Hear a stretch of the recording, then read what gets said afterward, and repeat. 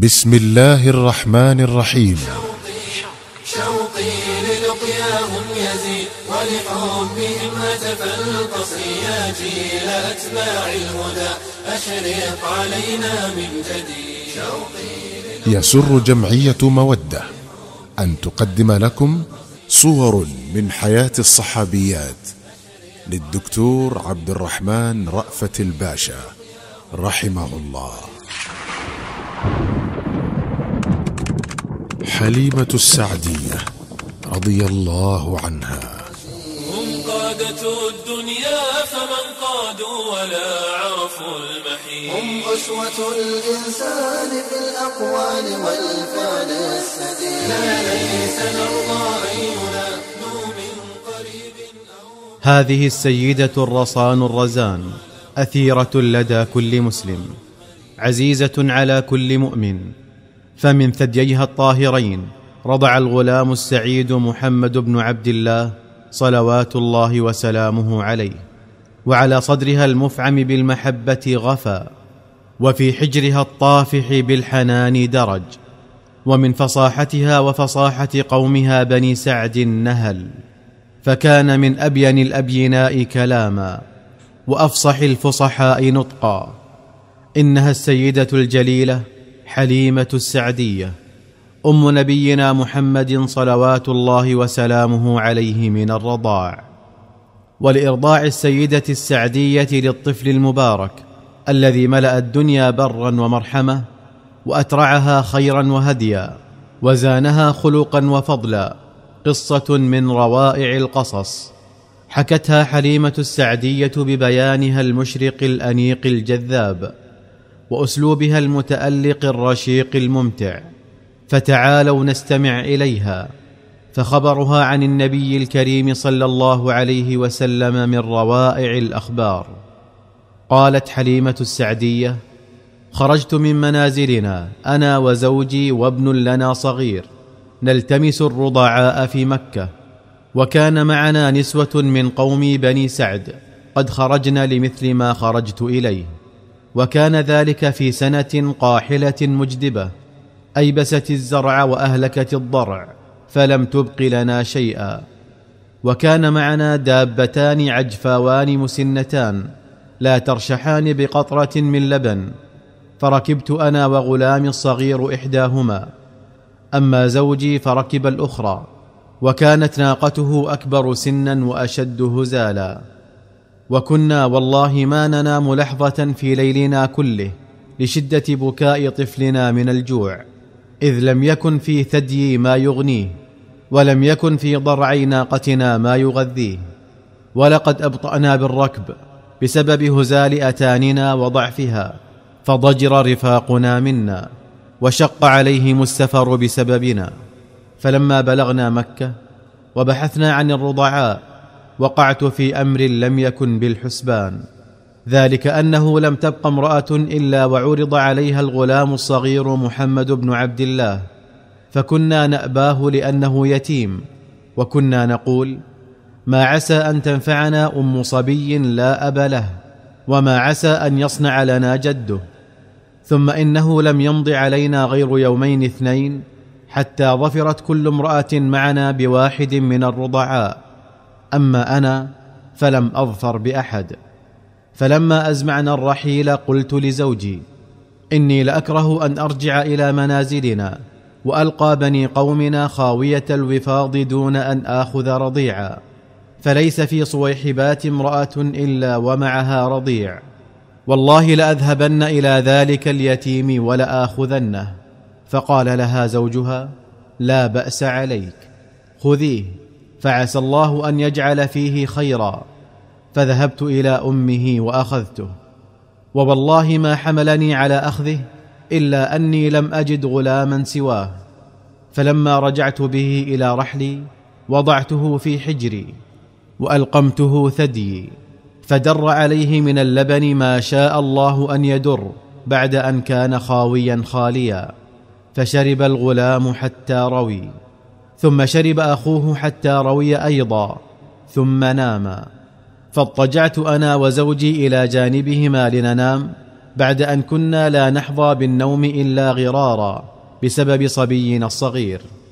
ثم حانت من زوجي التفاتة إلى ناقتنا المسنة العجفاء، فإذا ضرعاها حافلان ممتلئان، فقام إليها دهشا وهو لا يصدق عينيه، وحلب منها وشرب، ثم حلب لي فشربت معه حتى امتلأنا ريا وشبعا، وبتنا في خير ليلة. فلما أصبحنا قال لي زوجي: أتدرين يا حليمة أنك قد ظفرت بطفل مبارك؟ فقلت له: إنه لك ذلك، وإني لأرجو منه خيرا كثيرا. ثم خرجنا من مكة، فركبت أتاننا المسنة وحملته معي عليها، فمضت نشيطة تتقدم دواب القوم جميعا حتى ما يلحق بها أي من دوابهم، فجعلت صواحبي يقولن لي: ويحك يا ابنة أبي ذؤيب، تمهلي علينا، أليست هذه أتانك المسنة التي خرجتم عليها؟ فأقول لهن: بلى والله إنها هي.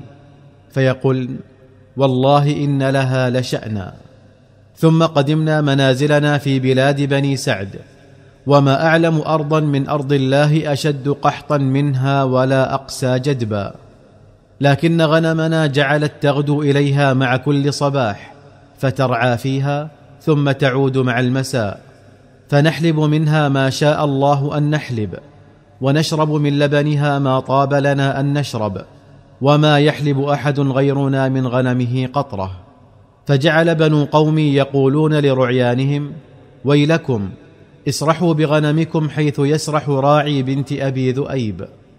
فصاروا يسرحون بأغنامهم وراء غنمنا، غير أنهم كانوا يعودون بها وهي جائعة ما ترشح لهم بقطرة. ولم نزل نتلقى من الله البركة والخير حتى انقضت سنتا رضاع الصبي وتم فطامه. وكان خلال عاميه هذين ينمو نموا لا يشبه نمو أقرانه، فهو ما كاد يتم سنتيه عندنا حتى غدا غلاما قويا مكتملا. عند ذلك قدمنا به على أمه، ونحن أحرص ما نكون على مكثه عندنا وبقائه فينا لما كنا نرى في بركته. فلما لقيت أمه طمأنتها عليه وقلت: ليتك تتركين بني عندي حتى يزداد فتوة وقوة، فإني أخشى عليه وباء مكة. ولم أزل بها أقنعها وأرغبها حتى ردته معنا، فرجعنا به فرحين مستبشرين. ثم إنه لم يمض على مقدم الغلام معنا غير أشهر معدودات حتى وقع له أمر أخافنا وأقلقنا وهزنا هزا. فلقد خرج ذات صباح مع أخيه في غنيمات لنا يرعيانها خلف بيوتنا، فما هو إلا قليل حتى أقبل علينا أخوه يغدو وقال: الحقا بأخي القرشي، فقد أخذه رجلان عليهما ثياب بيض فأضجعاه وشقا بطنه.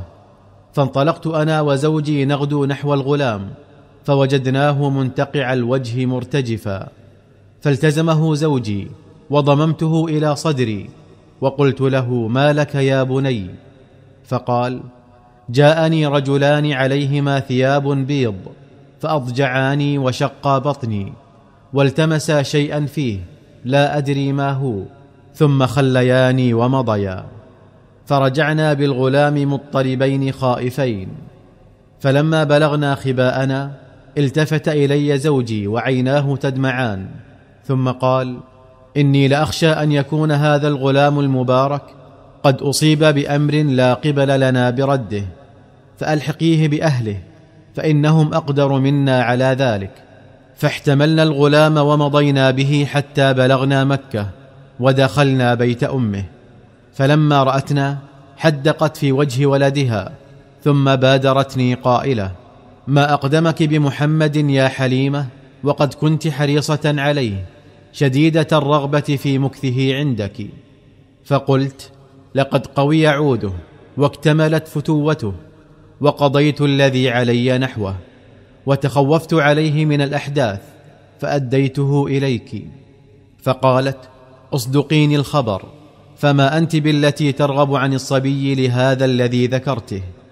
ثم ما زالت تلح علي ولم تدعني حتى أخبرتها بما وقع له، فهدأت ثم قالت: وهل تخوفت عليه الشيطان يا حليمة؟ فقلت: نعم. فقالت: كلا، والله ما للشيطان عليه من سبيل، وإن لابني لشأنا، فهل أخبرك خبره؟ فقلت: بلى. قالت: رأيت حين حملت به أنه خرج مني نور أضاء لي قصور بصرى من أرض الشام، ثم إني حين ولدته نزل واضعا يديه على الأرض رافعا رأسه إلى السماء، ثم قالت: دعيه عنك وانطلقي راشدة، وجزيت عنا وعنه خيرا. فمضيت أنا وزوجي محزونين أشد الحزن على فراقه، ولم يكن غلامنا بأقل منا حزنا عليه وأسا ولوعة على فراقه. وبعد، فلقد عاشت حليمة السعدية حتى بلغت من الكبر عتيا، ثم رأت الطفل اليتيم الذي أرضعته قد غدا للعرب سيدا، وللإنسانية مرشدا، وللبشرية نبيا. ولقد وفدت عليه بعد أن آمنت به وصدقت بالكتاب الذي أنزل عليه، فما إن رآها حتى استطار بها سرورا، وطفق يقول: أمي أمي. ثم خلع لها رداءه وبسطه تحتها، وأكرم وفادتها أبلغ الإكرام، وعيون الصحابة تنظر إليه وإليها في غبطة وإجلال. صلوات الله وسلامه على محمد البر الوفي صاحب الخلق الكريم، ورضوان الله على السيدة حليمة السعدية ظئر النبي العظيم صلى الله عليه وسلم. حليمة السعدية رضي الله عنها أم الرسول الأعظم صلى الله عليه وسلم من الرضاع. بمحمد وبصحبه قد أسس الصرح المشيد، يا شعر أسعفني أفض في مدحهم هل من مزيد. سلة الإيمان والتقوى